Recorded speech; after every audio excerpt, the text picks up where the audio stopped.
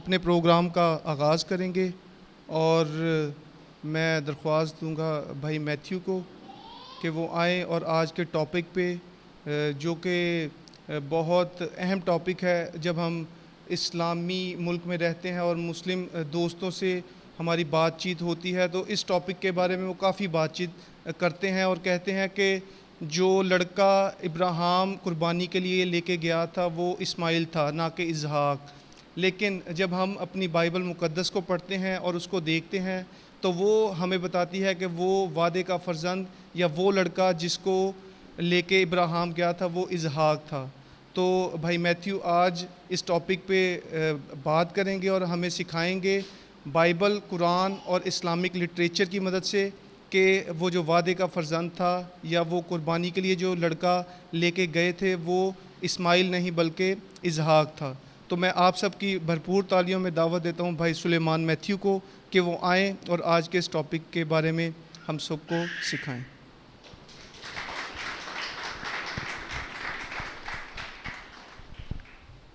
خدا یسوع مسیح کے عظیم اور قادر نام میں آپ کی خدمت میں سلام پیش کرتا ہوں۔ خوش ہیں آپ سب؟ تو گزارش ہے آپ سے آنکھیں بند کیجئے گا، سب چھوٹی سی دعا کریں گے۔ خدا باپ تیرے نہایت شکر گزار ہیں اس دن کے لیے، اس وقت کے لیے جو تو نے بخشا، تو نے ہمیں زندگی صحت تندرستی دی۔ خدا باپ تیرا شکر کرتے ہیں تو نے فضل بخشا کہ ہم یہاں پر اکٹھے ہو سکے۔ خدا باپ میں اپنے آپ کو تیرے حضور پیش کرتا ہوں اور اقرار کرتا ہوں کہ میں کچھ بھی نہیں ہوں، میں تیرے بغیر کچھ بھی نہیں ہوں۔ خدا روح القدس خدا یسوع کے نام سے میں اپنے آپ کو مکمل طور سے خالی کرتا ہوں اور خدا روح القدس اقرار کرتا ہوں کہ مجھے تیری ضرورت ہے۔ خدا روح القدس تو آ مجھے سکھا، خدا روح القدس، اور مجھے کثرت سے استعمال کر اپنے لوگوں کو برکت دینے کے لیے۔ وہ تمام باتیں جو تو چاہتا ہے کہ میں یہاں پر کہوں وہ مجھ سے کہلوانا، اور جن باتوں سے تو مجھے باز رکھنا چاہتا ہے تو باز رکھنا۔ خدا یسوع مسیح کے قوی قادر نام ہے، آمین۔ ہمارا جو آج کا ٹاپک ہے وہ ہے ذبیح اللہ۔ کس کس نے یہ ورڈ سنا ہوا ہے پہلے؟ اور اچھا، کس کس کو اس کا مطلب پتہ ہے؟ کسی کو پتہ ہے اس لفظ کا مطلب کیا؟ جی جی بالکل یہی مطلب ہے۔ جب یہ لفظ، یہ دو الفاظ ذبیح اللہ مسلمان حضرات بولتے ہیں تو اس سے ان کی کیا مراد ہوتی ہے؟ یہ پتہ ہے کسی کو؟ جب مسلمان یہ الفاظ بولتے ہیں ذبیح اللہ تو وہ کسے کہہ رہے ہوتے ہیں ذبیح اللہ؟ پکی بات ہے، عید آ رہی ہے نا نزدیک، اس لیے سیمینار رکھا ہے، کیونکہ ہمیں اس بات کا اندازہ ہے کہ جو لوگ باہر جابز کرتے ہیں یا دوستوں میں اٹھتے بیٹھتے ہیں مسلمان حضرات میں، ان کو پھر مسلمان حضرات یہ والی بات سناتے ہوتے ہیں لازمی کہ بھئی وہ اسحاق نہیں تھا، وہ اسماعیل تھا جس کو قربانی کے لیے لے کر گیا تھا ابراہیم۔ بلکہ وہ تو یہ کہتے ہیں کہ قربانی ہو گئی تھی، ہم کہتے ہیں نا کہ خدا نے روک لیا تھا۔ وہ اپنی تفاسیر میں اور جو ان کی تاریخی کتب ہیں اس میں لکھا ہوا ہے کہ ابراہیم اپنے بیٹے کی گردن پہ بڑی تیزی سے وہ چھری چلا رہا تھا، لیکن اس کی گردن نہیں تھی کاٹ رہی، لگتا تھا کوئی تانبے کی پتری بیچ میں آ گئی ہے۔ لیکن بعد میں اس نے جب سائڈ پہ دیکھا تو جھاڑیوں میں جو ہے وہ ایک ادھر برہ پڑا ہوا تھا جس کی گردن کٹی تھی، تو اصل میں جب وہ چھری چلا رہا تھا تو ادھر برہ کٹ گیا تھا اس وقت، تو اس لیے وہ کہتے ہیں کہ قربانی ہو گئی تھی اس کی۔ یہ کچھ بکس بھی میں ساتھ لے کر آیا ہوں تاریخ کی اور تفاسیر کی، جو مسلمان حضرات ہیں ان کی معتبر کتب ہیں یہ، اور ان میں اس طرح کی بات لکھی ہے۔ خیر، مسلمان اور مسیحی دونوں ایک بات پہ متفق ہیں، وہ بات یہ ہے کہ قربانی کا واقعہ پیش آیا تھا، اس میں دونوں ایگری کرتے ہیں کہ قربانی ہوئی تھی۔ قربانی کس کی ہوئی تھی اس میں دونوں اقوام کا جو اختلاف ہے۔ مسیحی حضرات ہیں ایک طرف وہ کہتے ہیں کہ اسحاق کی قربانی ہوئی تھی، مسلمان حضرات جو ہیں وہ کہتے ہیں کہ نہیں اسماعیل کی قربانی ہوئی تھی۔ اب دونوں باتیں ٹھیک نہیں ہو سکتی، کیا ہو سکتی ہیں؟ ایک ہی ٹھیک ہو سکتی ہے نا، تو ہم یہی دیکھیں گے کہ کون سی ٹھیک ہے۔ اور بائبل مقدس میں ہم دیکھیں، ہمارے پاس جب بھی ہم کوئی بات مانتے ہیں تو اچھا ہے کہ ہمارے پاس اس کی بنیاد ہو، اور اس نظریے کی بنیاد یا اس تعلیم کی بنیاد ہمیں بائبل میں سے ملتی ہے۔ پیدائش کی کتاب 22واں باب 1 سے 13 آیات لکھا ہے، ان باتوں کے بعد یوں ہوا کہ خدا نے ابراہیم کو آزمایا اور اس سے کہا اے ابراہیم، اس نے کہا میں حاضر ہوں۔ تب اس نے کہا کہ تو اپنے بیٹے اسحاق کو جو تیرا اکلوتا ہے اور جسے تو پیار کرتا ہے ساتھ لے کر موریا کے ملک میں جا اور وہاں اسے پہاڑ میں سے ایک پہاڑ پر جو میں تجھے بتاؤں گا سوختنی قربانی کے طور پر چڑھا۔ تب ابراہیم نے صبح سویرے اٹھ کر اپنے گدھے پر 4 جامہ کسا اور اپنے ساتھ 2 جوانوں اور اپنے بیٹے اسحاق کو لیا اور سوختنی قربانی کے لیے لکڑیاں چیریں اور اٹھ کر اس جگہ کو جو خدا نے اسے بتائی تھی روانہ ہوا۔ تیسرے دن ابراہیم نے نگاہ کی اور اس جگہ کو دور سے دیکھا۔ تب ابراہیم نے اپنے جوانوں سے کہا تم یہیں گدھے کے پاس ٹھہرو، میں اور یہ لڑکا دونوں ذرا وہاں تک جاتے ہیں اور سجدہ کر کے پھر تمہارے پاس لوٹ آئیں گے۔ اور ابراہیم نے سوختنی قربانی کی لکڑیاں لے کر اپنے بیٹے اسحاق پر رکھی اور آگ اور چھری اپنے ہاتھ میں لی اور دونوں اکٹھے روانہ ہوئے۔ تب اسحاق نے اپنے باپ ابراہیم سے کہا اے باپ۔ اس نے جواب دیا کہ آئے میرے بیٹے میں حاضر ہوں۔ اس نے کہا دیکھ آگ اور لکڑیاں تو ہیں پر سوختنی قربانی کے لیے برہ کہاں ہے؟ ابراہیم نے کہا آئے میرے بیٹے، خدا آپ ہی اپنے واسطے سوختنی قربانی کے لیے برہ مہیا کرے گا۔ سو وہ دونوں آگے چلتے گئے اور اس جگہ پہنچے جو خدا نے بتائی تھی۔ وہاں ابراہیم نے قربان گاہ بنائی اور اس پر لکڑیاں چنی اور اپنے بیٹے اسحاق کو باندھا اور اسے قربان گاہ پر لکڑیوں کے اوپر رکھا۔ اور ابراہیم نے ہاتھ بڑھا کر چھری لی کہ اپنے بیٹے کو ذبح کرے۔ تب خداوند کے فرشتہ نے اسے آسمان سے پکارا کہ اے ابراہیم اے ابراہیم۔ اس نے کہا میں حاضر ہوں۔ پھر اس نے کہا کہ تو اپنا ہاتھ لڑکے پر نہ چلا اور نہ اس سے کچھ کر، کیونکہ میں اب جان گیا کہ تو خدا سے ڈرتا ہے، اس لیے کہ تو نے اپنے بیٹے کو بھی جو تیرا اکلوتا ہے مجھ سے دریغ نہ کیا۔ سمجھ آئیے آپ کو ساری بات کی؟ ویسے تو سب نے تقریباً پڑھی ہوئی ہے یہ سٹوری۔ تو اگر ہم مانتے ہیں کہ اسحاق کو لے جایا گیا تھا قربانی کے لیے تو ہمارے پاس بائبلی بنیاد ہے اس کے لیے۔ بائبل میں دراصل ہمیں یہ بات بتائی گئی ہے۔ اب مسلمان جو مانتے ہیں کہ اسحاق اسماعیل کو لے کر گیا تھا تو وہ کیوں مانتے ہیں؟ دراصل قرآن شریف میں بھی ایک حوالہ اس طرح کا ہے۔ اچھا، پیشتر اس سے کہ ہم آگے چلیں میں آپ کو یہ بتاتا چلوں کہ بائبل میں جو یہ واقعہ لکھا ہے اس کی تصدیق آگے جا کے رسولوں نے بھی کی خطوط میں۔ اگر آپ پڑھیں عبرانیوں 11واں باب 7ویں آیت، یہ لکھ لیجئے حوالہ جات، آپ خود پڑھ لیجئے گا ان کو۔ عبرانیوں 11واں باب 7ویں آیت، یعقوب 2 باب اس کی 21ویں آیت۔ یہاں پر جو نئے عہد نامے کے لکھنے والے تھے، لکھاری تھے، انہوں نے بھی روح القدس کی ہدایت سے یہی لکھا کہ دراصل جس کی قربانی کے لیے جس کو لے جایا گیا تھا وہ اسحاق تھا، نہ کہ اسماعیل۔ اب مسلمان جو حوالہ دیتے ہیں، قرآن میں صرف ایک ہی حوالہ ہے جہاں پر یہ قربانی کا ذکر ہے، صرف ایک حوالہ، وہ ہے سورہ صفات 37 نمبر سورت، اس کی 100 نمبر آیت سے لے کر 107 نمبر آیت تک۔ سورہ صفات 37 نمبر سورت 100 نمبر آیت سے 107 نمبر آیت تک میں پڑھتا ہوں، سنیے گا غور سے۔ یہ ابراہیم کہہ رہے ہیں اے میرے رب مجھے نیک بخت اولاد عطا فرما، تو ہم نے اسے ایک بردبار بچے کی بشارت دی۔ پھر جب بچہ اتنی عمر کو پہنچا کہ ساتھ چلے پھرے تو ابراہیم نے کہا میرے پیارے بچے، میں خواب میں اپنے آپ کو تجھے ذبح کرتے ہوئے دیکھ رہا ہوں، اب تو بتا کہ تیری کیا رائے ہے؟ بیٹے نے جواب دیا کہ ابا جو حکم کیا جاتا ہے اسے بجا لائیے، انشاءاللہ آپ مجھے صبر کرنے والوں میں پائیں گے۔ غرض جب دونوں نے تسلیم کر لی اور باپ نے بیٹے کو پیشانی کے بل گرا دیا تو ہم نے آواز دی کہ ابراہیم یقیناً تو نے اپنے خواب کو سچا کر دکھایا ہے، ہم نیکی کرنے والوں کو اسی طرح جزا دیتے ہیں، اور حقیقتاً یہ کھلا امتحان تھا اور ہم نے ایک بڑا ذبیح اس کے فدیہ میں دے دیا۔ ساری آیت کی آپ کو سمجھ آئی؟ ساری بات کی آ گئی ہے؟ چلیں پھر 2 سوال مزید آگے بڑھنے کے لیے 2 سوالات ہیں جن پر ہمیں غور کرنا پڑے گا۔ پہلا یہ کہ مسیحی کیوں مانتے ہیں کہ اسحاق جو ہے وہ ذبیح تھا؟ اس کو ہم پیچھے بھی ایڈریس کر کے آئے ہیں، ساتھ ساتھ ہم دہراتے رہیں گے کچھ باتوں کو تاکہ ہمیں بھولیں نہ۔ کیوں ہم کہتے ہیں کہ اسحاق جو ہے وہ ذبیح ہے؟ بتائیے۔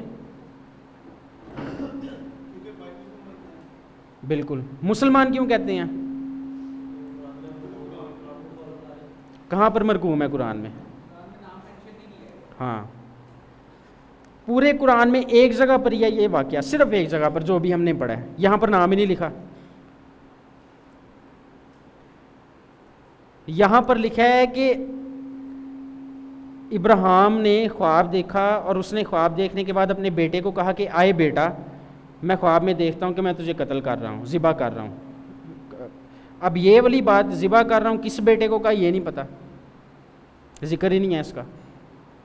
تو پھر کیوں مسلمان قیاس رائیاں کرتے ہیں کہ وہ اسماعیل تھا اسحاق نہیں تھا؟ ان کو تو چاہیے کہ قرآن شریف میں جو سورہ یونس 94 نمبر صورت اس کی 10 نمبر آیت میں لکھا ہوا ہے کہ اگر اس کتاب یعنی قرآن کے بارے میں آپ کو کسی بات میں شک ہے تو آپ ان سے پوچھ لو جن کے پاس پہلے کتابیں ہیں, یعنی کہ ہمارے سے. تو جب ان کے پاس نام ہی نہیں ہے تو بجائے اس کے کہ قیاس رائیاں کریں تو ان کو تو چاہیے چپ کر کے ہمارے سے آ کے پوچھیں گے بھئی آپ بتاؤ صحیح بندہ کون ہے, ہم ان کو بتا دیں. سورہ یونس 10 نمبر صورت اس کی 94 نمبر آیت.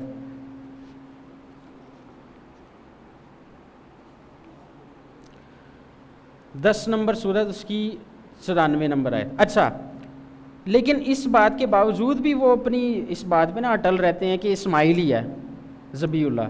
تو کیوں رہتے ہیں, بتا سکتا ہے کوئی؟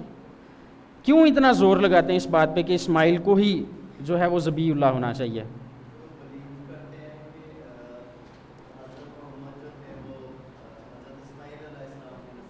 اچھا, نہیں تو اس کے لیے ان کا ذبیح اللہ ہونا تو ضروری نہیں ہے نا, ویسے بھی تو کنیکشن جوڑا جا سکتا ہے. جی اور کوئی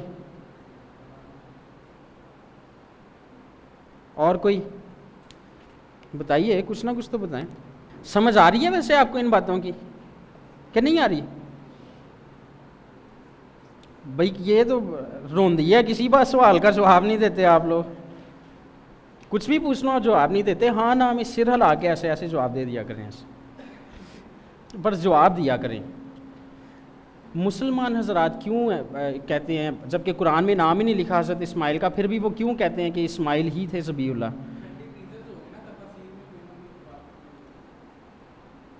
اگر تفاسیر میں بھی نہ ہو تو پھر کیوں کہتے ہیں وہ؟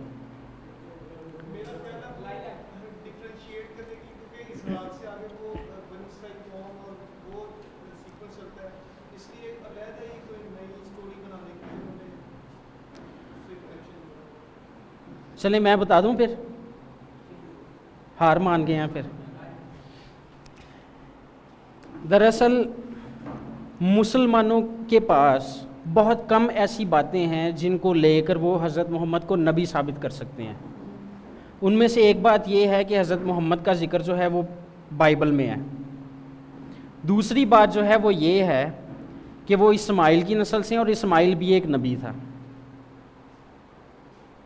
ان کے نبوت اور پیغمبری والی جو بات ہے نا, اس کو ثابت کرنے کے لیے حضرت اسماعیل کو نبی بنانا ضروری ہے اور ان کو ذبیح بنانا بھی ضروری ہے, کیونکہ ذبیح جو ہے, ذبیح وہ تھا جو ابراہیم کا اکلوتا بیٹا تھا, اسے ذبح کے لیے لے جایا گیا تھا. میں ایک بات کلیئر کرتا چلوں کہ جب میں ذبیح کا لفظ استعمال کرتا ہوں تو اس سے مراد ہرگز یہ نہیں کہ واقعی اسحاق جو ہے یا اسحاق جو ہے وہ اس کو ذبح کیا گیا تھا. اس کا مطلب یہ ہے کہ اس کو لے جایا گیا تھا قربانی کے لیے, ذبح وہ نہیں تھا ہوا. دوسرے لفظوں میں ذبیح کوئی بھی نہیں ہے دونوں میں سے. کون ہے وہ آخر میں ہم دیکھیں گے. تو مسلمان جو ہیں, جو نبوت کا سلسلہ ہے, جو پیغمبری کا سلسلہ ہے کہ پیغمبر ہوں گے نبیوں میں سے, اس کو ثابت کرنے کے لیے صرف اس بات پہ اٹل رہتے ہیں, خواہ مخواہ کبڈی کھیلتے رہتے ہیں کہ بھئی اسماعیل جو تھا وہی ہے ذبیح اور کوئی نہیں ہو سکتا. سمجھ لگی ہے بات کی؟ اچھا, اب قرآن نے تو واضح الفاظ میں کہہ دیا کہ قرآن کو پتہ ہی نہیں ہے. قرآن کی خاموشی جو ہے وہ اور کئی باتوں کو جنم دیتی ہے. اب مسلمان جو ہیں کیا کرتے ہیں, مسلمان جو مفسرین اور مورخین ہیں وہ ثابت کرنے کے لیے پھر انہوں نے کافی کچھ کیا. مثال کے طور پر جو اسلامی تاریخ کا لٹریچر ہے اس میں تاریخ طبری ایک مستند تاریخ کی کتاب ہے اور کئی جلدوں پر مشتمل ہے. میں اس کی پہلی جلد لے کر آیا کیونکہ پہلی جلد میں جو ہے اس کا واقعہ لکھا ہوا ہے. آپ کو میں جو بتانے جا رہا ہوں اس پیجز وہ آپ لکھ لیجئے. تاریخ طبری جلد نمبر اول, اس کا صفحہ نمبر 178 سے 195 تک. 178 سے 195 نمبر جو یہ جتنے صفحات ہیں یہاں پر صرف ذبیح اور قربانی سے متعلقہ باتیں لکھی ہوئی ہیں. تاریخ طبری جلد نمبر 1 صفحہ نمبر 178 سے 195. 178 سے 195 سوری.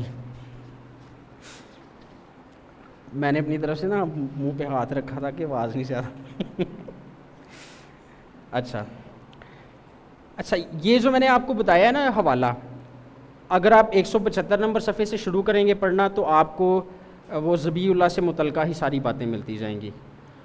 اب وہاں پر باتیں پتہ ہے کیا ہیں؟ یہ بھی لکھا ہے کہ اسماعیل کے علاوہ ذبیح اللہ کوئی اور نہیں ہو سکتا، اور یہ بھی لکھا ہے کہ اسحاق کے علاوہ کوئی اور نہیں ہو سکتا. مطلب کہ ان کے جو اپنے مورخین اور مفسرین اور محدثین ہیں وہ اس بات کے قائل ہیں کہ دونوں ہی کسی طرح سے ذبیح اللہ ہیں. یہی مطلب بنتا ہے نا. مطلب کہ دیکھیں ایک سائڈ پہ آپ کو لسٹ ملتی ہے ان روایات کی جن کے مطابق اسحاق ہے ذبیح اللہ، دوسری لسٹ وہ بھی ہے جس میں اسماعیل کا بھی ذکر کیا گیا. میں آپ کو پڑھ کے سنا دیتا ہوں. ایک عباس نے حضور اکرم سے نقل کیا کہ ہم نے ایک بڑی قربانی سے ان کا فدیہ دے دیا، سے مراد اسحاق ہیں. اس سے مراد اسحاق ہے، ذبیح اللہ سے مراد. ابن عباس کہتے ہیں یہ روایت حضرت عباس پر موقوف ہے، مرفوع نہیں. عباس سے ایک اور روایت میں بھی مروی ہے کہ یہ ذبیح عظیم سے مراد اسحاق ہے. ٹھیک ہے، یہ اسحاق کے یا اسحاق کے بارے میں ہمیں ایک ایویڈنس مل رہی ہے ان کی روایات میں سے کہ انہی کے جو مورخین ہیں یا ان کے جو مفسرین ہیں یا جو محدثین ہیں ان کے مطابق جو ہے حضرت اسحاق تھے جن کو قربانی کے لیے لے جایا گیا تھا، یا وہ ذبیح تھے. سمجھ آ رہی ہے باتوں کی؟ کسی موڑ پر آپ کو سمجھنا ہے تو مجھ سے پوچھ لیجئے گا. اچھا پھر اسی طرح سے حضرت اسماعیل کے بارے میں بھی سن لیجئے. لکھا ہے راوی کہتے ہیں کہ یہ پیج نمبر جو ہے 185 ہے. یہ 184 اور 85 یہ بہت لمبا واقعہ ہے، یہ سارا ہی آپ پڑھ لیجئے گا. یہاں پر خیر انہوں نے یہ بتایا ہوا ہے کہ اسماعیل جو ہے دراصل وہ ذبیح تھا، اسحاق نہیں تھا. میں وہ کوئی چھوٹا والا واقعہ دیکھ رہا ہوں کہ اگر مل جائے، لیکن یہ بہت زیادہ ڈیٹیلڈ ہے. اچھا پھر اس کے بعد اسحاق کی ایک اور روایت ہے، اس میں لکھا ہے ابن عباس سے متعدد طریق سے مروی ہے کہ ذبیح اسحاق تھے. اور پھر حضرت کعب فرماتے ہیں کہ ذبیح عظیم سے مراد اسحاق ہیں. بہت سارے لوگوں نے کہا. اچھا اسی طرح سے پیغمبر اسلام جو ہیں، پیغمبر اسلام جو ہیں ان سے بھی پوچھا گیا کہ ذبیح کون ہے، تو انہوں نے دو باتیں کی. یہ 188 پر ہی لکھا ہوا ہے امت محمدیہ کے کا اس میں اختلاف ہے کہ ذبح ہونے والے کون سے بیٹے تھے. حضور اکرم سے دونوں روایات مروی ہیں. اگر یہ دونوں روایات صحیح ہیں تو کہیں اور جانے کی ضرورت ہی نہیں. البتہ قرآن مجید کے سیاق و سباق سے اس کی تائید ہوتی ہے کہ ذبیح ہونے والے اسحاق تھے. وہ یہ بتا رہے ہیں ہمیں کہ حضرت محمد نے دونوں طرح کی روایات دی ہیں ہمیں. کچھ روایات میں یہ بتایا گیا کہ وہ اسحاق تھے، کچھ روایات میں یہ بتایا گیا کہ وہ اسماعیل تھے. لیکن قرآن کے اگر سیاق و سباق کو دیکھا جائے تو اس سے ہمیں یہی سمجھ میں آتا ہے کہ دراصل جو حقیقی ذبیح تھے وہ اسحاق تھے. سمجھ آئی ہے اس بات کی؟ اچھا پھر اس کے علاوہ امام تبری جنہوں نے، ہاں جی یہ ہے جی 188 جلد نمبر اول جو ہے، اول جلد. یہ تاریخ تبری جو جن کی یہ ہے امام تبری کی، وہ اس بارے میں کیا کہتے ہیں وہ بھی سن لیجیے. اچھا اس کی جو ہیڈنگ ہے وہ ہے ذبیح اللہ کے متعلق امام تبری کے نزدیک پسندیدہ قول.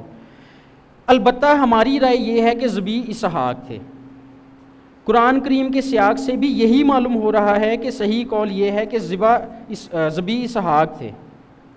پھر نیز قرآن مجید میں جس بچے کی خوشخبری کا ذکر ہے وہ اسحاق ہیں، جیسا کہ سورہ ہود میں ہے.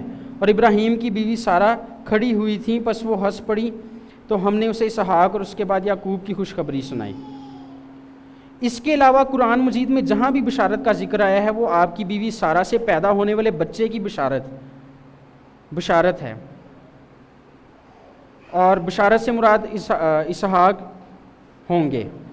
مطلب کہ تاریخ تبری کے مطابق جو ہے اسحاق ہوں گے. لیکن بات کرنے کا مقصد یہ ہے کہ دونوں قسم کے نظریات پائے جاتے ہیں.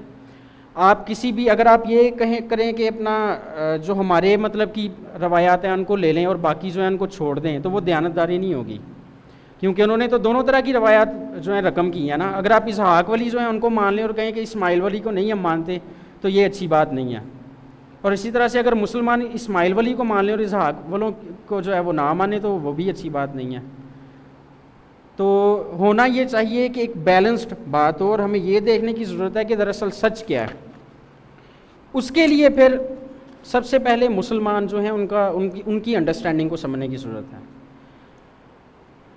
مسلمان جو ہیں دراصل اگرچہ وہ کنفیوزڈ ہیں، لیکن وہ کیا کہتے ہیں، وہ سمجھتے ہیں کہ بائبل جو ہے، بائبل میں کوئی مسئلہ ہے۔ وہ یہ کہتے ہیں کہ بائبل مقدس میں جہاں پر یہ سارا واقعہ جو ہم نے پڑھا نا اسحاق والا قربانی کا، اور اس سے پچھلے باب میں جو ہے وہ جہاں پر خدا سے وعدہ کرتا ہے، خدا ابراہیم سے وعدہ کرتا ہے، وہ یہ کہتے ہیں کہ دراصل جب وعدہ کیا گیا تھا تو اس وقت اسحاق کو اکلوتا لکھا ہوا ہے نا جہاں پہ بائبل میں، یہ یہودیوں نے تعصب کی وجہ سے اسحاق لکھا ہے، پہلے اسماعیل لکھا تھا، انہوں نے کاٹ کے تو یہاں پہ اسحاق لکھ دیا، یہاں پہ پہلے اسماعیل لکھا ہوا تھا۔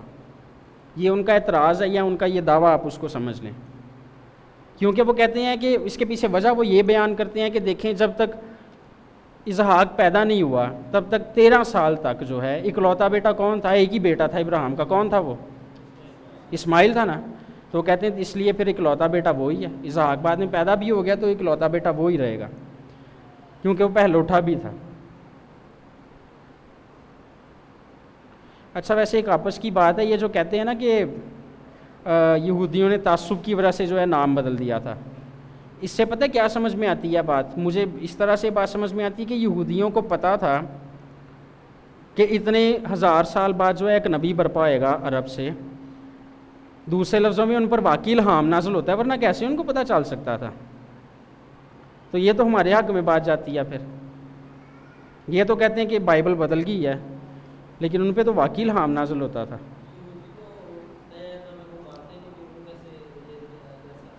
ہاں جی، نہیں، ان کا نئے عہد نامے کو ماننا ضروری نہیں ہے اس بات کو سمجھنے کے لیے، ویسے بھی یہ ان کی بونگی سی دلیل ہے، اس کا تو کوئی مطلب ہی نہیں بنتا۔ اچھا خیر، ہمیں جو سمجھنے کی ضرورت ہے نا بات، وہ اس کے سمجھنے کے لیے کوئی عالم ہونا ضروری نہیں ہے، بائبل مقدس کا کوئی عام طالب علم بھی اس بات کو سمجھ سکتا ہے۔ سمجھنے والی بات یہ ہے کہ بائبل مقدس جب اکلوتا بیٹا کی اصطلاح استعمال کرتی ہے نا، تو بائبل کے کچھ معیارات ہیں اسحاق کو اکلوتا ٹھہرانے کے لیے۔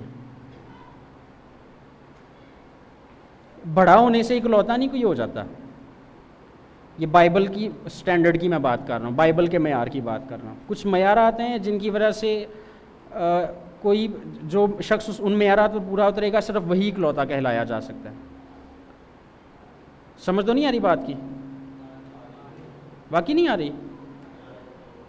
مسلمان حضرات کہتے ہیں کہ اکلوتا بیٹا جو اصطلاح ہے نا، یہ اسماعیل کے لیے استعمال ہوئی ہے بائبل میں، لیکن یہودی کیونکہ اسلام سے نفرت کرتے تھے، اس لیے ابھی اسلام آیا بھی نہیں تھا، تو یہودیوں نے پہلے ہی اسماعیل کا نام کاٹ کے وہاں پہ اسحاق کا نام ڈال دیا۔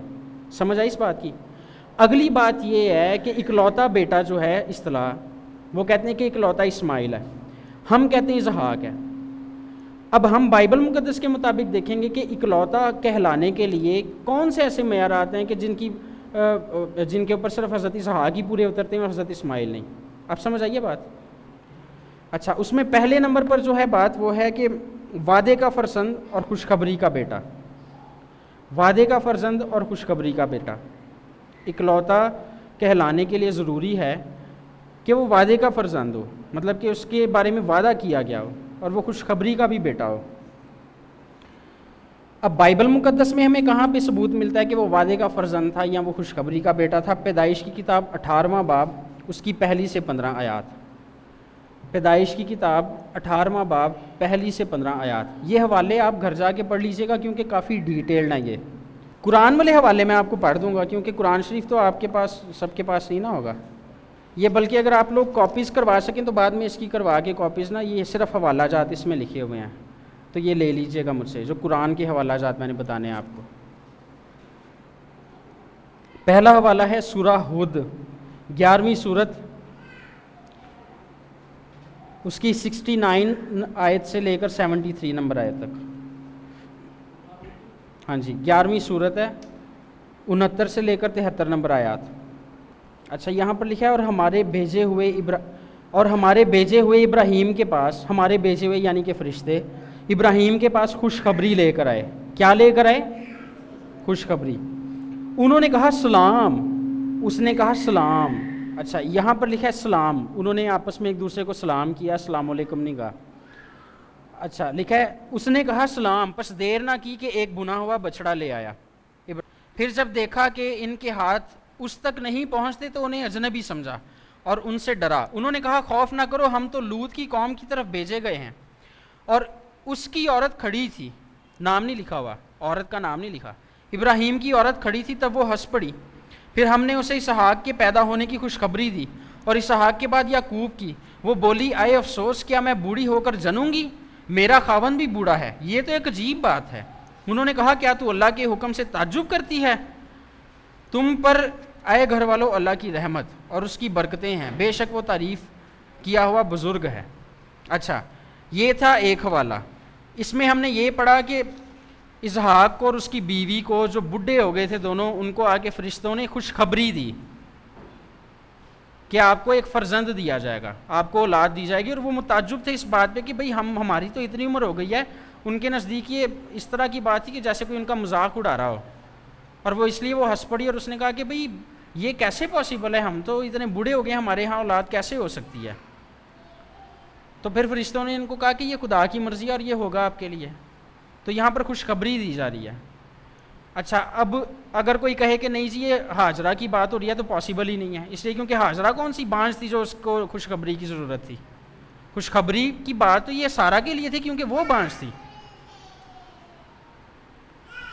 تو اگرچہ نام نہیں لکھا ہوا یہاں پر, لیکن یہ جو بات لکھی ہے نا کہ وہ بوڑھی ہو گئی تھی تو خوشخبری کی بات اس کے لیے تھی. اس بات کا ثبوت ہے کہ سارا تھی, کیونکہ سارا بانجھ تھی, ہاجرہ بانجھ نہیں تھی.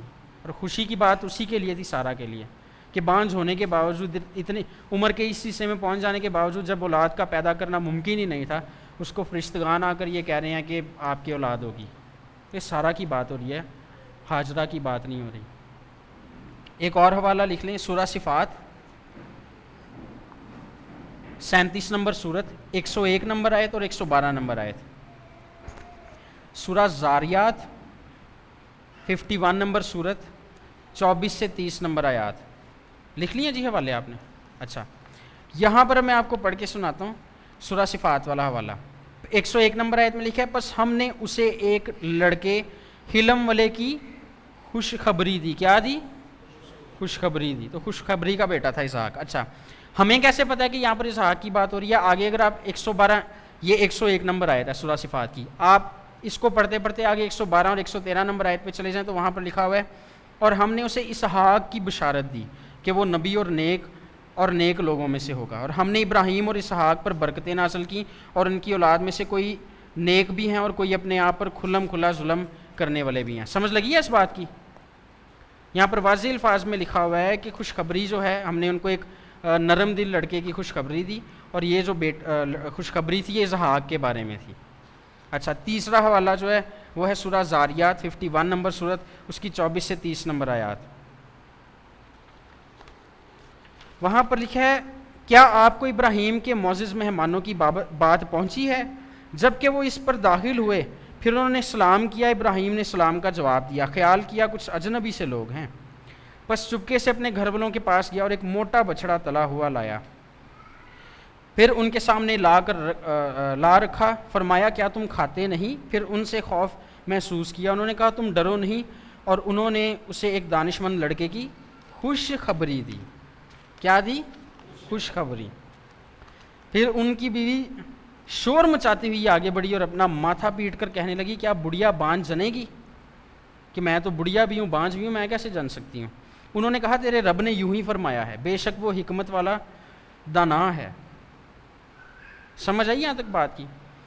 ایک تو وعدے کا فرزند تھا, دوسرے نمبر پہ خوشخبری کا بھی بیٹا تھا. کس طرح سے خوشخبری ان کے لیے اس طرح تھی, یہ بات خوشی کی خبر اس لیے تھی کیونکہ دونوں جو ہیں وہ عمر رسیدہ تھے اور بیوی اس کی ویسے ہی بانجھ تھی, دونوں میں اولاد پیدا کرنے کی صلاحیت نہیں تھی بالکل بھی. اور وعدہ ان سے پھر بھی کیا گیا کہ آپ کو اولاد دی جائے, اور وعدہ پورا بھی ہوا, اسحاق پیدا ہوا ان سے. تو وعدے کا فرزند اور خوشخبری کا بیٹا کون ہے؟ اور دراصل وعدے کا فرزند اور خوشخبری کا بیٹا ہونے کا مطلب یہ ہے کہ جو بائبل کے معیارات ہیں نا اکلوتا ہونے کے لیے, ان میں سے پہلے معیار پر اسحاق پورا اترتا ہے, اسماعیل نہیں پورا اترتا. اسماعیل کا تو وعدہ بھی نہیں تھا کیا گیا, اس کے لیے وعدے کی ضرورت نہیں تھی کیونکہ خدا کے پلان میں نہیں تھا اسماعیل پیدا ہو. یہ تو اسحاق جو ابراہیم اور سارہ تھے ان سے کیونکہ خدا پہ بھروسہ نہیں رکھا جا رہا تھا, ان کے لیے مشکل تھا خدا پہ بھروسہ رکھنا, تو اس لیے پھر سارہ نے ابراہیم سے کہا کہ تو جو میری لونڈی ہے ہاجرہ اس کے ساتھ تو شادی کر لے, اور اس نے اس کو اپنا لیا اور پھر ان سے اسماعیل پیدا ہوا. لیکن خدا کا جو ڈیوائن پلان تھا اس کے مطابق یہ نہیں ہوا. جو خدا نے وعدہ کیا تھا اسماعیل اس وعدے کا حصہ نہیں ہے, اس لیے اسماعیل وعدے کا فرزند نہیں ہو سکتا, اسحاق ہے. اچھا, دوسری بات, معجزانہ طور پر پیدا جس کی پیدائش معجزانہ طور پر ہوئی وہ بھی اسحاق تھا, اسماعیل نہیں تھا. یہ دوسرا پوائنٹ ہے یا دوسرا معیار ہے اکلوتا کہلانے کے لیے. یہ والی بات جو ہے اس کو سمجھنے کے لیے جو حوالہ جات پہلے ہم نے پڑھے ہیں نا انہیں کو دوبارہ پڑھ لیں تو آپ کو سمجھ میں آ جائے گی بات. معجزہ اس لیے تھا کیونکہ ایک بانجھ اور عمر رسیدہ عورت سے اس کی پیدائش ہوئی تھی, تو یہ معجزہ تھا, عقل کو عاجز کر دینے والی بات تھی. وہ ایسا معجزہ تھا کہ جن کے ہاں پیدائش ہوئی تھی وہ خود اس بات کو سن کر ہنس پڑے تھے پہلے تو. تیسری بات, ابدی عہد کا فرزند. اچھا, اکثر یہ ہوتا ہے کہ جب بائبل مقدس کا مطالعہ کریں نا تو خصوصی طور پہ پیدائش کی کتاب 17 باب اس کی 15 سے 22 آیات, یہ پڑھیں گے ہم, اس کو ہم پڑھیں گے. پیدائش کی کتاب 17 باب اس کی 15 سے 22 آیات, یہ پڑھنا بہت ضروری ہے. 17 باب 15 سے 22 آیات.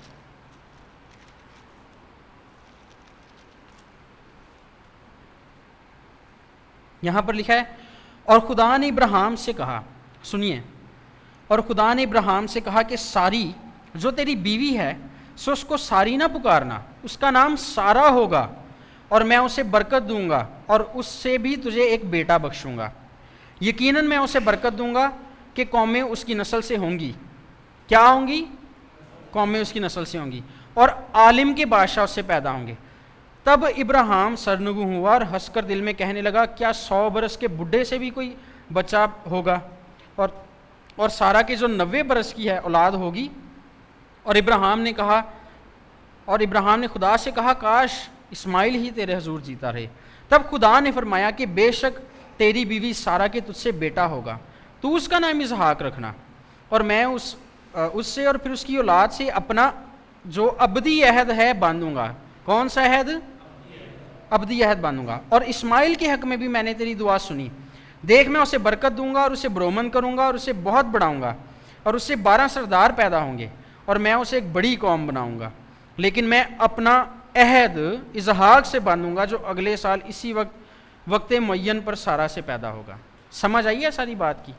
مسلمان اس بات کے خواہش مند ہیں کہ اسحاق, کاش اسماعیل جو ہے وہ وعدے کا فرزند ہوتا ہے, اور کسی حد تک وہ زور مارتے ہیں اس بات کو ثابت کرنے کے لیے, لیکن یہ سچ نہیں ہے.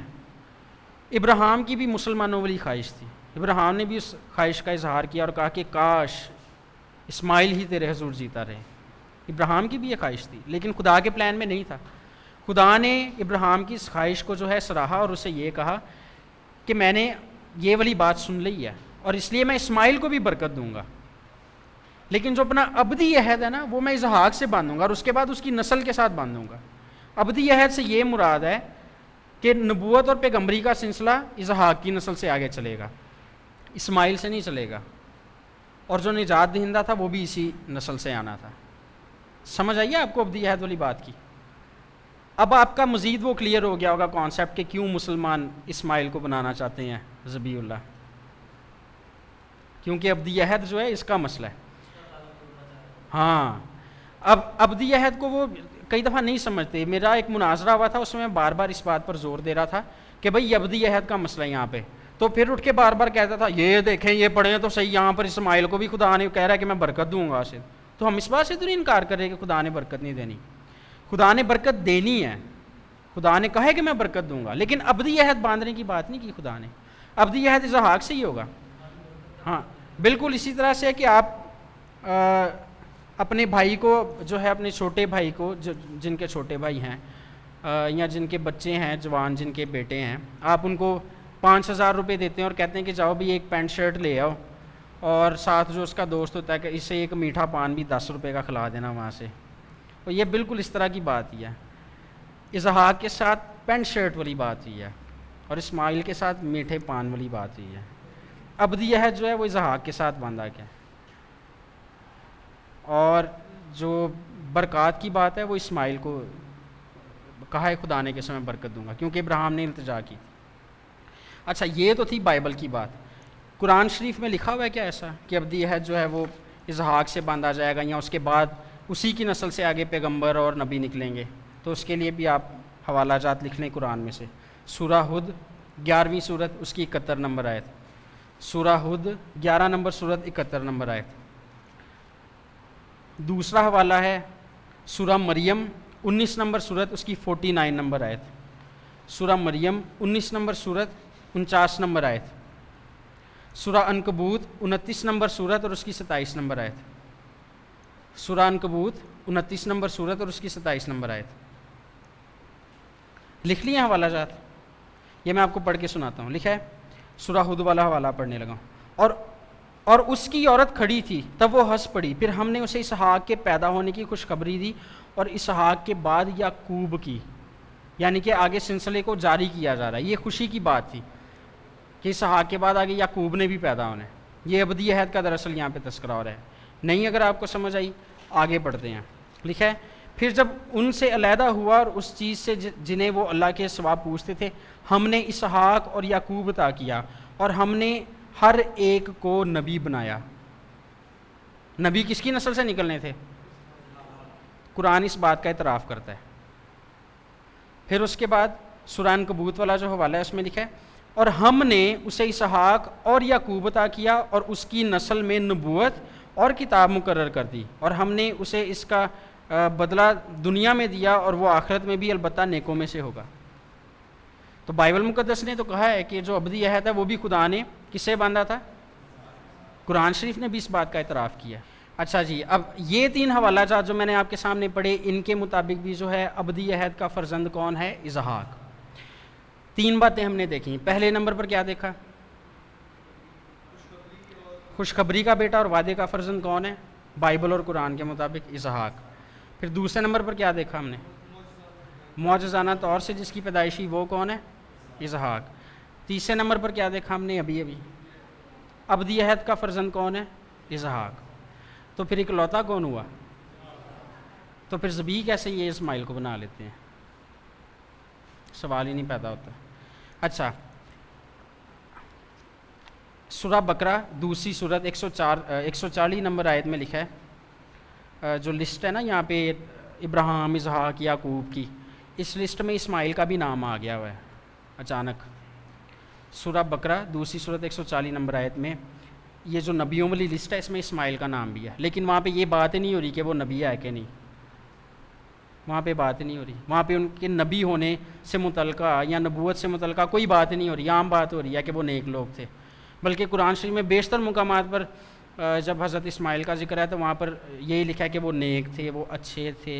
لیکن جو ہے نا یہ والی بات کہ نبوت اور پیغمبری جو ہے، جب اس کا تعلق جہاں بھی ظاہر کیا گیا قرآن میں، تو وہاں پر لکھا ہوا ہے کہ ہم نے ابراہیم، اسحاق، یعقوب اور آگے اس کی اولاد کو جو ہے وہ کتابیں دیں اور ان کو نبی بنایا۔ میں نے چند ایک آیات بھی پڑھی ہیں آپ کے لیے۔ تو یہ جو ہے یہ پریشانی والی بات ہے۔ اچھا خیر، حضرت اسماعیل کے جو ہے ذبیح اللہ نہ ہونے کے کئی اور بھی مزید دلائل ہم دے سکتے ہیں۔ سورہ صفات والا جو ہم نے حوالہ پڑھا تھا سب سے پہلے، 37 نمبر صورت اس کی 101 سے 100 نمبر آیت سے لے کر 102 نمبر آیت تک، وہاں پر ہم نے پڑھا تھا کہ ابراہیم کہتا ہے کہ آئے میرے رب مجھے نیک بخت اولاد عطا فرما، تو ہم نے اسے ایک بردبار بچے کی بشارت دی۔ پھر جب بچہ اتنی عمر کو پہنچا کہ ساتھ چلے پھرے تو ابراہیم نے کہا، آئے میرے پیارے بچے، میں خواب میں اپنے آپ کو تجھے ذبح کرتے ہوئے دیکھ رہا ہوں۔ ان آیات میں 2 باتیں جو ہیں غور طلب ہیں۔ پہلی بات یہ ہے کہ جس وقت یہ واقعہ پیش آیا تھا اس وقت قرآن کے مطابق ابراہیم کا بیٹا جو اسحاق ہے اس نے بھی چلنا پھرنا ہی شروع کیا تھا۔ اب کچھ لوگ کہتے ہیں کہ اس سے مراد اسماعیل ہے، لیکن اسماعیل اس لیے نہیں ہو سکتا کیونکہ جس وقت یہ واقعہ پیش آیا تھا اس وقت تو اسماعیل کی عمر بہت زیادہ تھی، اسماعیل تو اسحاق کی پیدائش کے وقت ہی جو ہے اس کی عمر تقریباً 14 سال تھی، چلنے کی عمر کو پہنچا ہے۔ اس کا مطلب یہ نہیں ہے کہ وہ پورا مرد بن گیا تھا، چلنے کی عمر سے ٹانگیں ٹونگیں اس نے سیدھی کی تھیں، چلنا پھرنا شروع کیا تھا ابھی اس نے جب۔ سمجھ آ رہی ہے اس بات کی؟ تو اس سے مراد اسحاق ہے، اس سے مراد اسماعیل ہو ہی نہیں سکتا۔ اچھا، دوسرے نمبر پر دوسری جو بات ہے یہاں پر جو لکھا نا آئے پیارے بچے، یہاں پر عربی زبان کے جو الفاظ ہیں وہ ہیں کال یا بنیا، اسے کالے یا بنیا بھی کچھ لوگ بولتے ہیں، کالا یا بنیا بھی بولتے ہیں۔ یا بنیا جو لفظ ہے یہ گرامر کے اعتبار سے اسم تصغیر ہے۔ اسم تصغیر سمجھتے ہیں کیا ہوتا ہے؟ اصغر سے ہے نا، اصغر چھوٹے کو کہتے ہیں، یہ اسم تصغیر ہے، یعنی کہ یہ لفظ چھوٹے کے لیے استعمال ہوتا ہے۔ لیکن ترجمہ کرتے وقت یہ گیم کھیلتے ہیں، یہ یا بنیا کا ترجمہ آئے میرے پیارے بیٹے کر دیتے ہیں، آئے میرے پیارے بیٹے، آئے میرے بیٹے، بیٹا میں دیکھتا ہوں کہ میں خواب میں تجھے ذبح کر رہا ہوں۔ یہ اس گیم کھیلتے ہیں ترجمے کے ساتھ، اللہ کے کلام کے ساتھ زیادتی ہو رہی ہے اور کوئی پوچھنے والا نہیں ہے کسی کو۔ ہمارے پر تو دیکھیں اتنے الزامات لگائے جاتے ہیں کہ آپ لوگوں نے بائبل بدل کی ہے، تو خود بالکل نہیں، کوئی احساس ہی نہیں ہے ان کو، دیکھتے ہی نہیں ہے، فکر ہی نہیں ہے ان کو بالکل بھی کیا کیا ہو رہا ہے قرآن شریف کے ساتھ۔ ہر بندے نے اپنی مرضی کا ترجمہ کیا ہوا ہے۔ یہاں پر جو ہے آئے میرے پیارے بیٹے، کسی اور میں پڑھیں گے وہاں پہ پیارے والا لفظ ہی بیچ میں ہے ہی نہیں ہے، اور کسی جگہ پر صرف بیٹا کا لفظ ہے، اور اپنی اپنی مرضی کے ترجمے انہوں نے کیے ہوئے ہیں۔ لیکن بات کرنے کا مقصد یہ ہے کہ یا بنیا جو ہے لفظ، یا بنیا سے مراد چھوٹا بیٹا ہے، کیونکہ گرامر کے اعتبار سے یہ اسم تصغیر ہے۔ اس بات کی سمجھ لگی ہے؟ اچھا، اب اسی بات کی جو دلیل ہے ہمیں قرآن میں سے ہی ہم دیں گے۔ سورہ لقمان 31 نمبر سورت، اس کی 13 سے 18 نمبر آیت میں جب لقمان نے اپنے بیٹے سے بات کی، اسے منع کیا کہ بھئی آپ نے شرک نہیں کرنا، اللہ کے ساتھ کسی کو شریک نہیں ٹھہرانا، کیونکہ شرک بہت بڑا گناہ ہے، تو اس وقت اس نے بھی جو ہے اسے یا بنیا کہہ کر بلایا اپنے بیٹے کو، لقمان نے۔ پھر اس کے بعد حضرت یوسف کا جو واقعہ ہے نا، سورہ یوسف 12 نمبر سورت، اس کی 5 نمبر آیت آپ پڑھیں تو وہاں پر لکھا ہے کہ حضرت یوسف اپنے باپ یعقوب کو کہتے ہیں کہ میں نے ایک خواب دیکھا تھا، اور خواب میں نے یہ دیکھا کہ جو 11 ستارے ہیں اور سورج اور چاند یہ مجھے سجدہ کر رہے ہیں۔ تو اس کا باپ اسے کہتا ہے کہ یہ خواب اپنے بھائیوں کو نہ بتائیں، آئے بیٹا یہ خواب اپنے بھائیوں کو مت بتانا۔ وہاں پر آئے بیٹا کے لیے یوسف باقی بھائیوں سے چھوٹا تھا، وہاں پر یوسف کو مخاطب کرتے ہوئے یعقوب نے کہا یا بنیا، کالے یا بنیا، چھوٹے بیٹے کے لیے لفظ استعمال ہوا ہے۔ سورہ یوسف 12ویں سورت، اس کی 5 نمبر آیت۔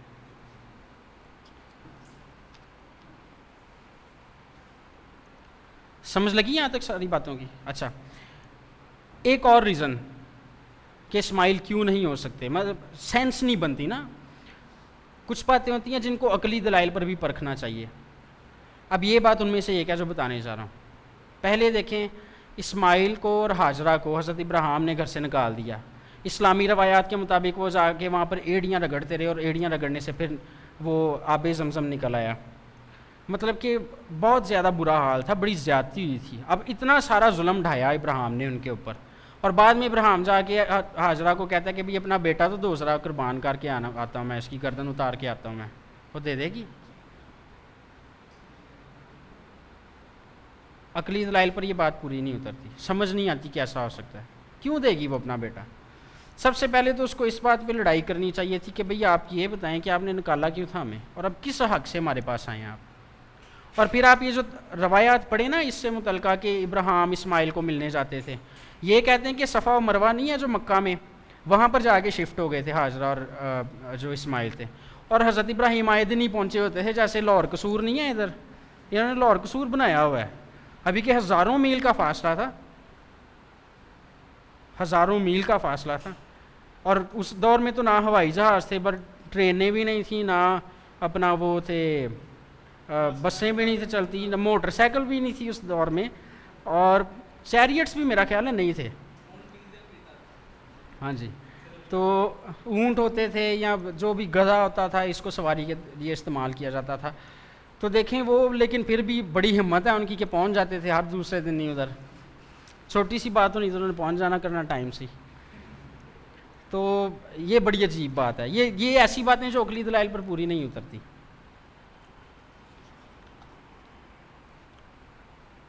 اچھا، جہاں تک سوال رہا یہ کہ کیا حضرت اسماعیل جو ہیں وہ نبی ہیں کہ نہیں، تعلق جوڑا جاتا ہے نا حضرت اسماعیل کے ساتھ یہ بتانے کے لیے کہ دیکھیں جی وہ بھی نبی تھے، چونکہ اس لیے حضرت جو محمد ہیں وہ بھی نبی ہوئے. لیکن پہلے نمبر پر تو ہم نے دیکھا کہ بائبل کے مطابق، بائبل اور قرآن شریف کے مطابق حضرت اسماعیل کو نہ تو خوشخبری کا بیٹا کہا گیا، نہ ان کو ابدی عہد کا فرزند کہا گیا، نہ وہ معجزانہ طور پر پیدا ہوئے. تو جب وہ ان باتوں پر پورے نہیں ہوتے تو وہ نبی بھی نہیں ہو سکتے، کیونکہ ان سے نبوت کا اور پیغمبری والا کوئی وعدہ بھی نہیں کیا گیا. ابدی عہد کے حصے میں جو آتی ہے بات، یہ اسحاق سے کیا گیا تھا. ایک اور بات، قرآن شریف میں حضرت اسماعیل کا چاہے 200 دفعہ بھی ذکر آ جائے نا، 300 دفعہ، 2000 دفعہ بھی ان کا نام آ جائے، تو اس سے وہ نبی نہیں ثابت ہو جاتے. فرعون کا جو ہے وہ کئی مرتبہ قرآن شریف میں نام آیا، اس کا مطلب یہ تھوڑی کہ فرعون بھی نبی تھا اللہ کا. جو حضرت اسماعیل تھے یہ نبی نہیں ہیں، اس کی ایویڈنس کیا ہے؟ حوالہ جات لکھیے، یہ آپ کے بڑے کام آئیں گے ساری زندگی.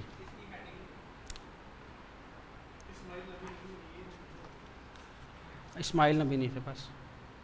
اچھا، ایک اور بات میں آپ کو بتانا چاہتا ہوں کہ یہ میں روایات پڑھ رہا تھا کچھ، تو اس میں لکھا ہے کہ جب ابراہیم سارہ کو لے کر گیا نا فرعون کے پاس، بائبل میں بھی یہ واقعہ لکھا ہوا ہے، پتہ کہ نہیں پتہ؟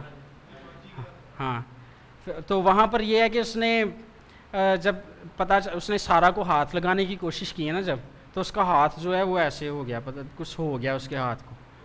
ہاں، تو وہ اس نے پھر کہا، اس نے کہا اللہ کی قسم، اس نے کہا تو دعا کر تاکہ میں ٹھیک ہو جاؤں، میں اللہ کی قسم کھاتا ہوں کہ تجھے نقصان نہیں پہنچاؤں گا. اور اس نے دعا کی، وہ ٹھیک ہو گیا. ایک سائڈ پہ یہ سارے اتنا زور لگاتے ہیں ثابت کرنے میں کہ وہ کافر تھا، دوسری سائڈ پہ اللہ کی قسمیں بھی کھاتا تھا. ہے نا تعجب والی بات؟ بڑی بڑی اس طرح کی باتیں آپ کو ملیں گی. یہ خزانہ ہے یہ جو کتابیں ہیں نا. اچھا، سورہ قصص 28 نمبر صورت، سورہ قصص 28 نمبر صورت، اس کی 46 نمبر آیت. سورہ سجدہ 32 نمبر صورت، اس کی 3 نمبر آیت. سورہ فاطر 35 نمبر صورت، اس کی 42 نمبر آیت. سورہ فاطر 35 نمبر صورت اور اس کی 42 نمبر آیت. سورہ یاسین، یہ اور سین لکھ دیں بس. سورہ یاسین 36 نمبر صورت، دوسری آیت سے 6 نمبر آیت ہے. سورہ سبا 34 نمبر صورت، 44 نمبر آیت. سورہ سبا 34 نمبر صورت. مسوں کے نام بڑے ہوتے تھے پہلے ایسے نا، سبا، مس سبا اسکولوں میں. سورہ سبا 34 نمبر صورت اور اس کی 44 نمبر آیت. سورہ زخرف 43 نمبر صورت اور اس کی 21 نمبر آیت. اب پڑھ کے سناتا ہوں آپ کو. یہ کہتے ہیں کہ حضرت اسماعیل اور حضرت ابراہیم وہاں پر جا کے کعبے کی اینٹیں لگاتے رہے، انہوں نے کعبہ بنایا تھا مکے میں ہے. یہ اب سنیں ذرا کیا لکھا ہے. اور تو کوہ طور جو ہے، کوہ طور کے کنارے پر نہ تھا جب ہم نے آواز دی، لیکن تیرے رب کا یہ انعام ہے تاکہ ان لوگوں کو ڈرائے. حضرت محمد کو اللہ تعالیٰ کہہ رہے ہیں کہ تو ان لوگوں کو ڈرائے جن کے پاس تجھ سے پہلے کوئی ڈرانے والا نہیں آیا، تاکہ وہ نصیحت حاصل کریں. یہاں تو حضرت اسماعیل اور حضرت ابراہیم وہاں پر واقعی نہیں تھے گئے، یہاں پھر وہ نبی نہیں تھے. تیسرا کوئی سلیوشن نہیں نکلتا، کیونکہ اللہ تعالیٰ کہہ رہا ہے کہ حضرت محمد سے پہلے وہاں پر کوئی نبی آیا ہی نہیں ہے. لیکن قرآن کی سورہ بقرہ دوسری صورت میں لکھا ہے کہ حضرت اسماعیل اور حضرت ابراہیم وہاں پر جا کے کعبہ تعمیر کرتے رہے ہیں، تو ہو سکتا ہے پھر وہ نبی نہیں ہے. کیونکہ اگر نبی ہوتے تو اللہ تعالیٰ کو کہنے کی کیا ضرورت تھی کہ تم سے پہلے اس قوم کی طرف ہم نے کوئی نبی نہیں بھیجا. سمجھ آئیے بات کی؟ سورہ سجدہ والا حوالہ پڑھنے لگا. کیا وہ کہتے ہیں کہ اس نے خود بنائی ہے؟ قرآن کے بارے میں لوگ حضرت محمد کو کہتے تھے اپنی طرف سے بنا لائیں آپ کتاب. ان کی بات کسی حد تک ٹھیک تھی. اگر آپ میرا قرآن پہ مناظرہ دیکھیں تو اس میں نے اس پہ تھوڑی سی بات کی ہوئی ہے. اچھا، کیا وہ کہتے ہیں کہ اس نے خود بنائی ہے؟ بلکہ یہ سچی کتاب ہے، تیرے رب کی طرف سے ہے، تاکہ تو اس قوم کو ڈرائے جن کے پاس تجھ سے پہلے کوئی ڈرانے والا نہیں آیا، تاکہ وہ راہ پر آئیں. اچھا، پھر سورہ فاطر والا حوالہ. اور وہ اللہ کی پختہ قسمیں کھاتے تھے، اگر ان کے پاس کوئی بھی ڈرانے والا آیا ہوتا تو ہر ایک امت سے زیادہ ہدایت پر ہوں گے. پھر جب ان کے پاس ڈرانے والا آیا تو اس سے ان کو اور بھی نفرت بڑھ گئی, ان کی اور بھی نفرت بڑھ گئی. مطلب کہ وہ اللہ تعالیٰ کہہ رہے ہیں کہ ان کے پاس پہلے کوئی ڈرانے والا آیا ہی نہیں تھا, اگر آ ہی ہے کوئی تو اس سے بھی انہوں نے نفرت کرنا شروع کر دیا. اچھا جی, اچھا اگر آپ کو کوئی یہ کہے کہ بھی یہاں پر تو ڈرانے والے کی بات ہو رہی ہے, نبی کی تو بات ہی نہیں ہو رہی, پھر کیا کہیں گے؟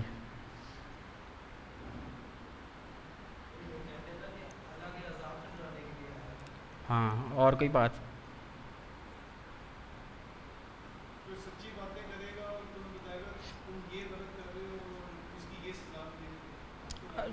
آبویسلی وہ ڈرا ہی رہا ہے آپ کو. اچھا جی, سورہ یاسین والا حوالہ. قرآن حکمت والے کی قسم ہے, بے شک آپ رسولوں میں سے ہیں, سیدھے راستے پر, غالب رحمت والے کا اتارا ہوا ہے, تاکہ آپ اس قوم کو ڈرائیں جن کے باپ دادا نہیں ڈرائے گئے, سو وہ غافل ہیں. کئی دفعہ نا مسلمان کہہ دیتے نہیں, اصل میں جو اس دور کے لوگ تھے نا, حضرت محمد کے دور کے, ان کی طرف کوئی نہیں تھا آیا. یہاں پر لکھا ہے کہ ان کے پیو دادے کے پاس بھی نہیں تھا کوئی آیا. سورہ سبا والا حوالہ. اور ہم نے انہیں کوئی کتاب نہیں دی, کتاب بھی نہیں تھی آئی ان کے پاس, اور ہم نے انہیں کوئی کتاب نہیں دی کہ وہ اسے پڑھتے ہوں, اور ہم نے ان کی طرف آپ سے پہلے کوئی ڈرانے والا نہیں بھیجا. کیا ہم نے انہیں اس سے پہلے کوئی کتاب دی ہے کہ یہ اس پر قائم رہے؟ مطلب کہ وہ کہہ رہے ہیں کہ ہم نے دی نہیں ہے کوئی کتاب, یہ سوالیہ انداز میں وہ کہہ رہے ہیں کہ ہم نے آپ سے پہلے ان کو کوئی کتاب دی ہی نہیں ہے.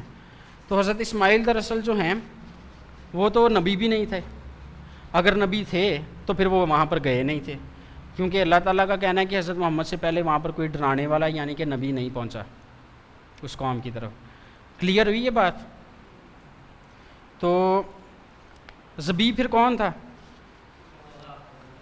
ہاں جی, کیسے؟ نہیں, پر ذبیح کا مطلب کیا ہے بھلا؟ ہاں, تو پھر کیسے ذبیح ہوا وہ؟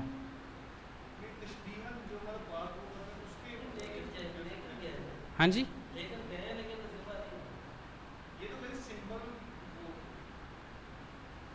جب تک انگوٹھی نہیں پہنائی جاتی تب تک نکاح نہیں ہوتا. کیا ہو جاتا ہے؟ نہیں نہ ہوتا. ہاں جی, نہیں یہ وہ کوٹ والی نہیں نا, یہ مثال میں دے رہا ہوں, مثال کا صرف ایک حصہ سمجھا جاتا ہے اور پوری بات کو نہیں سمجھا جاتا, اس کو پوری بات کو نہیں لیا جاتا. بتائیں پھر کون ہے ذبیح, حقیقی ذبیح؟ بالکل, خداوند یسوع مسیح ہیں. خداوند یسوع مسیح حقیقی ذبیح ہیں. اور جو اسحاق کا جو سارا واقعہ تھا نا, اصل میں اسحاق جو ہیں یہ خداوند یسوع مسیح کا یہ مثیل تھا. مثیل سمجھتے ہیں آپ؟ ان میں مماثلت تھی. وہ کیسے؟ پہلے نمبر پر پیدائش 22واں باب اس کی 2 نمبر آیت میں اسحاق کو اکلوتا بیٹا کہا گیا. خدا ابراہیم سے کہتا ہے کہ اسحاق کو جو تیرا اکلوتا بیٹا ہے اسے تو سوختنی قربانی کے لیے جو ہے وہاں پر لے کر جا, موریا کے ملک میں. یوحنا کی انجیل 3 باب 16ویں آیت میں لکھا ہے کہ خدا نے دنیا سے ایسی محبت رکھی کہ اپنا اکلوتا بیٹا بخش دیا. یہ مماثلت ہے. 3 باب 16ویں آیت, یہ پہلا پوائنٹ ہے. جو مماثلت کی ہم بات کر رہے ہیں نا کہ اسحاق مثیل تھا یسوع مسیح کا, اس کا پہلا پوائنٹ ہے. دوسرا پوائنٹ, آیت نمبر 2 میں ہی ابراہیم کو کہا گیا کہ اسحاق کو موریا کے پہاڑوں میں لے جا کر قربان کرنا ہے. اچھا, اب یہ جو موریا کے پہاڑوں والا ایریا تھا نا, ایک مجھے ان کا نام نہیں اب ذہن میں آ رہا, کسی نے کتاب لکھی ہے اسی پر, ذبیح اللہ پر نا, ان کے کسی اسکالر نے, غالباً عبدالستار غوری ہے, مجھے صحیح اس کا نام نہیں یاد, غلط بھی بولا ہوگا میں نے. ہاں جی, نہیں میں کچھ اور بات کر رہا ہوں. میں اس موضوع پر ایک مسلمان اسکالر نے جو کتاب لکھی ہے اس کی بات کر رہا ہوں. وہ کہتا ہے کہ دیکھیں جی, بائبل کا جو یہ ذبیح کا واقعہ یہ درست نہیں ہے. اس کا ثبوت یہ ہے کہ جس جگہ کا وہاں پہ ذکر ہے نا کہ موریا کے پہاڑوں میں لے جا کر قربان کرنا ہے, وہ پہاڑ ہی نہیں ایگزسٹ کرتے, وہ پہاڑ ہی نہیں ہے.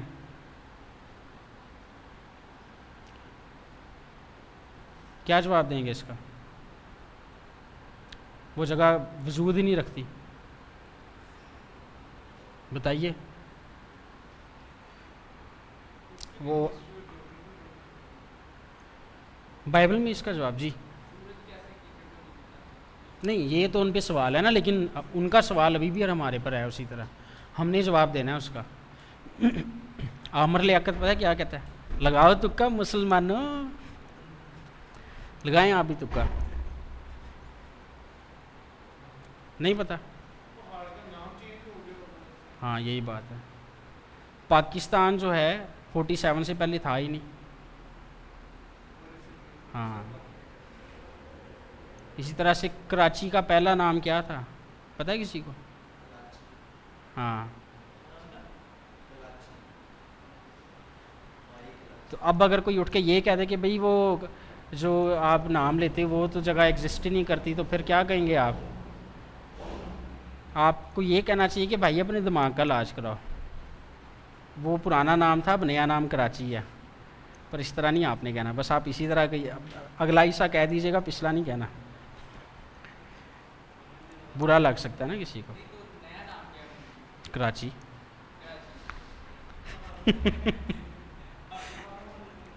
اصل میں جو یروشلیم ہے نا، یہ موریا کے پہاڑوں پر تعمیر ہوا ہے.